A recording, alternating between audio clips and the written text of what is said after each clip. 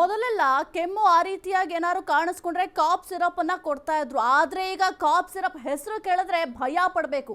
ಆ ರೀತಿಯಾಗಿ ಆಗಿರುವಂತದ್ದು. ಯಾಕೆ ಅಂತಂದ್ರೆ ಸರಣಿ ಸಾವುಗಳಾಗಿದೆ, ಮಕ್ಕಳ ಸಾವಾಗಿದೆ. ಕಾಫ್ ಸಿರಪ್ ಸೇವಿಸಿ 14 ಮಕ್ಕಳು ಸಾವನ್ನಪ್ಪಿದ್ರು.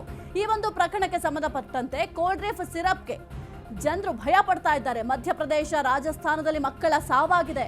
ಅದೃಷ್ಟವಶಾತ್ ರಾಜ್ಯಕ್ಕಿನ್ನೂ ಕೂಡ ಬಂದಿಲ್ಲ. ಇದೊಂದು ಕೋಲ್ಡ್ ಡ್ರಿಫ್ ಅಂತ ಏನಿದೆ ರಾಜ್ಯಕ್ಕೆ ಬಂದಿಲ್ಲ ಅಷ್ಟೇ. ಆದ್ರೂ ಉಳಿದ ಕಂಪನಿಗಳ ಸಿರಪ್ ಮೇಲೆ ನಿಗಾ ಇರಿಸಲಾಗಿದೆ.